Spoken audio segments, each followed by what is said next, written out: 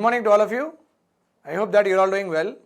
Yes, two important concepts are there that we have to study. One is cooling, like heating up economy. Another one is cooling economy, right?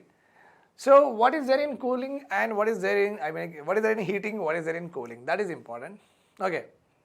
So heating economy is one. Heating economy is one where generally what happens, there is a lot of inflation is there in the country, and where the government or obviously RBI comes into picture, you know that, right? RBI comes into picture whenever there is a inflation is there, right? So whenever there is a price rise is there, okay, I'm also just moving away like this. Okay, whenever there is a price rise is there, so in that case what happens is RBI comes into picture, and RBI does what? RBI invokes the monetary policy. RBI monetary policy తీసుకుంటుంది అన్నమాట, start చేస్తుంది. Okay, right. So this పాలసీలో చాలా tools ఉన్నాయి. Monetary పాలసీలో quantitative tools, qualitative tools. Basically two important tools are there. Okay, whenever there is a heating economy, whenever there is inflation is there, there are two important tools are generally operationalized by the RBI. One is very clear one. One is repo rate, another one is reverse repo rate. So in this, either of these two could be useful, right, to control what inflation. So RBI does what? In the inflation is in the economy, RBI just increases what? Repo and reverse repo rate. Okay, so with that what happened? Banks borrow less from the RBI, or RBI gives in high interest rate, so and so forth, whatever it is. Okay, so with that what happens? Bank will have less money, and banks will charge more interest rate for the customers, and customers will not be willing to actually take the loans on that interest rate, on that high interest rate, right? This is called as heating economy. Okay, so basically inflation ఎక్కువ ఉన్నప్పుడు RBI monetary policy start చేసి, and with the help of this monetary policy, RBI try to control what? Inflation, and try to stabilize the economy. That is what is heating. And basically you can correlate this with contractionary monetary policy కూడా చెప్పుకోవచ్చు మీరు. Tight money policy, dear money policy కూడా చెప్పుకోవచ్చు. కానీ economy మాత్రం heating economy అంటాం. Cooling economy అంటే price cool అయిపోయినాయి, కొంచెం ప్రైస్ తగ్గిందన్నమాట. దానివల్ల ఏమైంది? మళ్ళీ ప్రైస్ పెంచాలి కదా, బిజినెస్ వాళ్ళకి ఇంట్రెస్ట్ రావాలి, మోటివేషన్ రావాలి, ఇంకా పెద్ద ఎక్స్పాన్షన్కి వెళ్ళాలి, ఇంకా కొత్త న్యూ ఇండస్ట్రీ వాళ్ళు ఎస్టాబ్లిష్ చేయాలి, ఇవన్నీ ఉన్నాయి కదా. సో వీళ్ళు ఏం చేస్తారు? ప్రైస్ కిందికి పడుతున్నప్పుడు, అంటే ప్రైస్ కిందికి ఎందుకు పడుతుంది? మనం డిమాండ్ చేయట్లేదు. మనం ఎందుకు డిమాండ్ చేయట్లేదు? మన చేతిలో డబ్బులు ఎక్కువ లేవు. మన చేతిలో డబ్బులు ఎక్కువ ఎందుకు లేదు? ఇంట్రెస్ట్ రేట్ ఎక్కువ ఉంది బ్యాంక్లో, అందుకే డబ్బులు మన చేతిలో తక్కువ ఉన్నాయి. సో అప్పుడు RBI ఏం చేస్తుందంటే ఇంట్రెస్ట్ రేట్ తగ్గిస్తుంది. ఓకే, ఇంట్రెస్ట్ రేట్ తగ్గితే రేపు రేట్, రివర్స్ రేపు రేట్లో ఇంట్రెస్ట్ రేట్ చేంజెస్ చేస్తే బ్యాంక్స్ దగ్గర ఎక్కువ డబ్బులు వస్తాయి. బ్యాంక్ మనకు తక్కువ ఇంట్రెస్ట్ రేట్లో ఇస్తే మనం లోన్స్ ఎక్కువ తీసుకొని మొత్తం డిమాండ్ చేసుకుంటూ పోతాం. That is called as cooling economy. Okay, nothing but to aim what? Increase the credit availability. To increase what? Credit availability ki increase cheyadaniki, it to decrease the credit availability. Okay, you can say this as cheap money policy చెప్పుకోవచ్చు, loose money policy చెప్పుకోవచ్చు, expansionary monetary policy చెప్పుకోవచ్చు మీరు. That's not a problem at all. Okay అండి, right.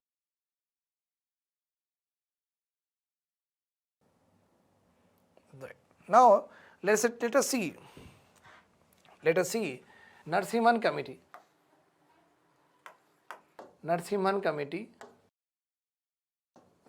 2 times appoint అయింది, ఆయన 2 times report ఇచ్చారు. Banking reforms, బ్యాంక్లో ఎలాంటి మార్పులు తీసుకువస్తే అందరికీ మంచిది. That is called as what? Reform. Already మంచి ఫామ్లో ఉంది, కానీ యాజ్ ది సొసైటీ ఎవాల్వ్స్ మార్చాలి కదా, అందుకే రీఫార్మ్, కొత్తతనం తీసుకురండి. సొసైటీ మారుస్తుంది, టెక్నాలజీ కొత్తగా వచ్చింది. That's why you have to bring what? New. So Narasimhan committee 1992. Okay, he recommended government must not regulate the bank loan interest rate. Banks should be allowed to decide interest rate by themselves. As you have already learned in monetary policy, interest rates, base rate, interest rate okappudu used to be decided by RBI. Now RBI does not decide interest rate. ఎంతైనా పెట్టుకోవచ్చు మీరు interest rate, పర్వాలేదు. Okay, but base రేటే decide చేస్తుంది RBI in order to give level playing field to all the big and small business బ్యాంక్స్కి, అందరికీ చిన్న పెద్ద బ్యాంక్స్లకి సమానంగా చూడడానికి బేస్ రేట్ ఇస్తుంది government. RBI base rate fix చేస్తుంది, but not more than that. ఆ బేస్ రేట్ తర్వాత మీరు మీ ఇష్టం ఎంతైనా పెట్టుకోండి. RBI is not regulating it. Okay, so okay ఆయన చెప్పిన తర్వాత ఆర్బీఐ యాక్సెప్ట్ చేసింది. RBI adopted benchmark prime lending rate and nowadays base rate system, nowadays marginal cost of lending rate. దీని గురించి మనం చదువుతాం, జస్ట్ రిమెంబర్ దిస్. సో ముందు ఆయన రికమెండేషన్కి ఆర్బీఐ ఏం చేసిందంటే, సరే మంచిగా చెప్పిండ్రు. సో వాళ్ళు స్టార్ట్ ఏం చేసి bench mark prime lending rate. Okay, తర్వాత అది ఒక బేస్ రేట్ లాగా మారిపోయింది. బేస్ రేట్ గురించి నేను ఆల్రెడీ చెప్పిన మీకు. ఎంసీఎల్ఆర్ గురించి మనం డిస్కస్ చేయాలి, కొంచెం పెద్ద కాన్సెప్ట్ ఉంది. So will discuss later. Now at present bank interest rates are linked to MCLR. Are linked to what? MCLR, marginal cost of lending rate. అవన్నీ చెప్తాను నేను. మార్జినల్ కాస్ట్ అంటే ఏంటి, లెండింగ్ ఏంటి, అవన్నీ చెప్తా. ఓకే, మళ్ళీ చాలామంది లోన్ తీసుకొని లోన్ రిటర్న్ చేయట్లేదు. సో ఈ లోన్ రిటర్న్ చేయట్లేదు చాలామంది కూడా, ఇంకా చాలా బిజినెస్ వాళ్ళు కూడా డబ్బులు తీసుకొని లోన్ వాపస్ చేయట్లేదు. ఏం చేయాలని నరసింహన్ సార్ ఏమన్నారంటే, ఒక డెట్ రికవరీ ట్రిబ్యునల్, అంటే అప్పు రికవరీ ట్రిబ్యునల్ స్టార్ట్ చేద్దాం అన్నారు. ఓకే, అది జరిగింది. అప్పు రికవరీ ట్రిబ్యునల్ వచ్చింది in the year 1993. Okay, debt recovery tribunal అప్పు లేటర్ కేమ్. మళ్ళీ దానిలో ప్రాబ్లమ్స్ ఉన్నాయి. ఆ డెట్ రికవరీ ట్రిబ్యునల్లో మళ్ళీ నాకు కంపెనీ ఉంది, T1 ఉందనుకోండి. T1 మంచిగా నడవట్లేదు. It should not happen. It's very unfortunate. Should never happen. Okay, T1 is not doing well, but T1 has taken loan from SBI. So మేము loan we're not in a position to pay loan to the SBI. So అప్పుడు ఏమైందంటే వాళ్ళు వచ్చి assets అవన్నీ auction చేస్తారు. అవన్నీ తాళం వేసిన తర్వాత మేము కోర్టుకి వెళ్ళి అప్పీల్ చేసినాం. అప్పీల్ చేస్తే కోర్టు జ్యుడిషియల్ ఆఫీసర్ ఒక అపాయింట్ చేయాలి, ఒక పీపీ పబ్లిక్ ప్రాసిక్యూటర్ రావాలి. సో ఒక పెద్ద ప్రాసెస్ ఇచ్చారు. ఎక్కడ? డెట్ రికవరీ ట్రిబ్యునల్లో. ఈ ప్రాసెస్ ఇయర్స్ నడిచింది. బ్యాంక్కి డబ్బులు రావట్లేదు, ఇంకా T1 కూడా అట్లనే ఉండిపోయింది. అంటే ఇక్కడ మాకు ఈజీ, అంటే మేము తొందరగా దీని నుంచి బయటికి పడి మనం చేద్దామంటే మాకు ఇక్కడ ఛాన్స్ లేదు. ఇంకా బ్యాంక్కి కూడా డబ్బులు ఎక్కువ తొందరగా రికవర్ అవ్వలేదు. సో ఆ కాంప్లెక్సిటీ ప్రాసెస్ ఎక్కువ ఉంది. ఎందులో డెట్ రికవరీ ట్రిబ్యునల్లో complexity process is more. That's why దానిలో కూడా కొంచెం మార్పులు తీసుకొచ్చినాం. ఎందులో we have brought in SARFAESI act of 2002 so that bank వాళ్ళకి తొందరగా డబ్బులు రియలైజ్ అయిపోవాలి. సో ఆయన 2 రికమెండేషన్స్ ఇస్తే 2 రికమెండేషన్స్కి ఓకే చెప్పింది ఆర్బీఐ. మళ్ళీ liberate branch expansion policy. Okay, ఎప్పుడైనా ఇప్పుడు యాక్సిస్ బ్యాంక్ ఇంకొక బ్రాంచ్ పెట్టాలంటే మళ్ళీ ఆర్బీఐ నుంచి అప్రూవల్ తీసుకోవాలి. మళ్ళీ ఇంకొక బ్రాంచ్ ఎక్స్టెండ్ చేయాలంటే మళ్ళీ ఆర్బీఐ నుంచి అప్రూవల్ తీసుకోవాలి. అవి ఇదే పని చేసుకుంటూ పోతామా కదా? ఆయన ఏం చెప్పిండంటే బ్యాంక్ బ్రాంచెస్ పెడితే మీరేందండి బాధ అని అడిగిండు. కానీ ఆర్బీఐ ఏం చెప్పిందంటే బాధ ఉంది కదా, మళ్ళీ SBI ఎంత పెద్ద బ్యాంక్ ఉంది, ఫారిన్ బ్యాంక్స్కి మనం అలౌ చేస్తున్నాం, వాళ్ళే బ్యాంక్స్ మొత్తం ఉంటే వాళ్ళే మొత్తం డబ్బులు తీసుకుంటే మరి వేరే బ్యాంక్స్కి డబ్బులు ఎవరు పెడతారండి, అంటే వాళ్ళు మోనోపలి అయిపోతే ఎట్లా అని వాళ్ళు అన్నారు. కానీ అల్టిమేట్గా ఆయన ఏమన్నారంటే మోనోపలి ఏం కాదు, మీరు ఉన్నారు కదా చేసుకోవడానికి, రెగ్యులేషన్ మానిటరింగ్ చేసుకోండి అని చెప్పిండ్రు. అర్థమైందని. Banks can open branches anywhere. Only condition is 25% of their branches should be in rural areas. అంతే. ఎన్ని బ్రాంచెస్ మీ ఇష్టం వచ్చినాక ఓపెన్ చేసుకోండి, కానీ మొత్తం ఓవరాల్లో పాతది కొత్తది అన్నీ కలిస్తే 25% రూరల్ ఏరియాస్లో ఉంటే చాలు. ఓకే, చేసేసిండు. Reduce CRR SLR. So bank are left with more money to lend. ఒకప్పుడు CRR 20%, SLR 40%. అంటే నేను ఒక బ్యాంక్, ఓకే 100 crores నాకు వచ్చినాయి, CRRలో 20% ఇవ్వాలంట, మళ్ళీ SLRలో 40% ఇవ్వాలంట, 60% ఖాళీగా డబ్బులు తీసుకొని పెట్టుకోవాలంట. 40%లో నేను లోన్స్ ఇస్తే మొత్తం కాస్ట్ ఎట్లా కవర్ అవుతుందండి? మళ్ళీ 60 crores ఉన్నాయి కదా ఖాళీగా, అది కూడా జలాల డబ్బులే కదా. మళ్ళీ అందులో సేవింగ్స్ రేట్, నేను FD రేట్ అవన్నీ ఇవ్వాలి కదా. మరి ఈ 40 crores నేను 10-20%లో ఇవ్వాలా లోన్స్?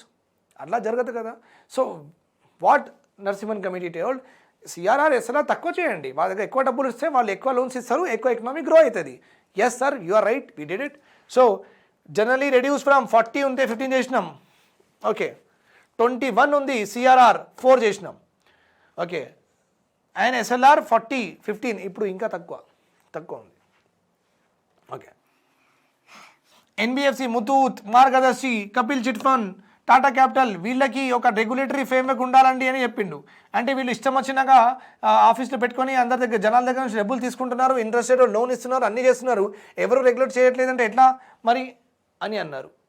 ఓకే, ఆర్బీఐకి అర్థమైంది, సార్ కరెక్టే సార్, ఇంప్లిమెంటెడ్ కంపెనీస్ యాక్ట్లో రిజిస్టర్ చేసుకొని కంపెనీస్ యాక్ట్తో రిజిస్టర్ చేసుకోవాలి అన్ని ఎన్బిఎఫ్సిస్, ఆ యాక్ట్తో రెగ్యులేట్ అవుతాయి.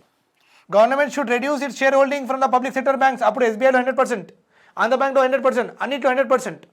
ఓకే, ఆయన ఏమన్నారంటే మీరు మొత్తం గవర్నమెంట్ వాళ్ళకి పెట్టుకుంటే వాళ్ళు పని చేయరు. ఓకే, ప్రొఫెషనలిజం రాదు, మరి 10కి 10:30కి వస్తారు, లోన్ మెల్లగా ఫార్వర్డ్ చేస్తారు, లంచ్ బ్రేక్కి వెళ్తారు. సో ఇవన్నీ ప్రొఫెషనలిజం రాదు.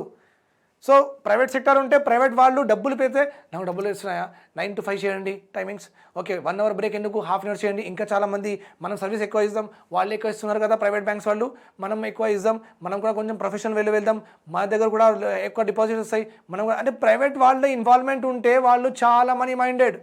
ఓకే, సో వాళ్ళు ఒకవేళ గవర్నమెంట్ బ్యాంక్స్లో వాళ్ళు ప్రైవేట్ వాళ్ళకి షేర్స్ ఇస్తే వాళ్ళు మొత్తం హడావుడి చేసి ఎలాగైనా ప్రొఫెషనలిజం మెయింటైన్ చేయడానికి ట్రై చేస్తారు. Then SBI shared sold, SBI shared sold. Nowadays government hold ఇంచుమించు 60% ఉంది. Government is owner of the banks up to 60% only. అందుకే bank jobs are not called as government jobs. ఎందుకంటే ఇది 100% not owned by government. Banks are not owned by government. That's why bank jobs are not called as government banks. అది private and public sector కింద వస్తుంది రెండు. అండ్ నరసింహన్ గారు ఏమన్నారంటే allow entry of private banks, అలా entry of private sector banks foreign banks. అది కొత్త banks రానివ్వండి అండి, మొత్తం మీరు చేస్తే ఎట్లా నడుస్తుంది? ప్రైవేట్ బ్యాంక్స్ రానివ్వండి, వాళ్ళు కొత్త టెక్నాలజీ ప్రొడ్యూస్ చేస్తారు, వాళ్ళది కూడా కొత్త ప్రాక్టీసెస్ ఉంటాయి, వాళ్ళు జనాలు లోపల వెళ్తే వేస్తారు, స్కీమ్ ఇస్తారు, అట్లా చెప్తారు, మనం కూడా అట్లా నేర్చుకుందాం. ఓకే, సో ప్రైవేట్ బ్యాంక్స్కి ఫారిన్ బ్యాంక్కి రానివ్వండి, ఇంప్లిమెంటెడ్ ఎస్.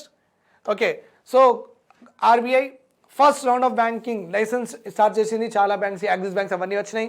మళ్ళీ రీసెంట్గా second phase of banking licenses RBI start చేస్తే బంధన్ బ్యాంక్ వచ్చింది. We got a Bandhan bank. Okay అండి, మళ్ళీ in order to initiate the second generation of financial sector reforms, Committee on Banking Sector Reforms was formed in 1998 under the again chairmanship of Narasimhan garu.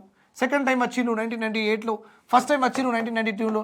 ఇప్పటివరకు మనం discuss చేసినాం 1992 Narasimhan committee 1 recommendation. This is what 1998 Narasimhan committee recommendation. ఇంకా కొత్తదనం. Let us see more what he has given. ఆయన ఏమన్నారంటే merge చేసేయండి చిన్న banks, week banks, అసలు ప్రాఫిట్ అంటే పబ్లిక్ సెక్టార్లో Andhra bank, syndicate bank, Canara bank, Indian university, చాలా బ్యాంక్స్ ఉన్నాయి కదా, ఆ దేనా బ్యాంక్, యూకో బ్యాంక్, ఇవన్నీ ఉన్నాయి కదా.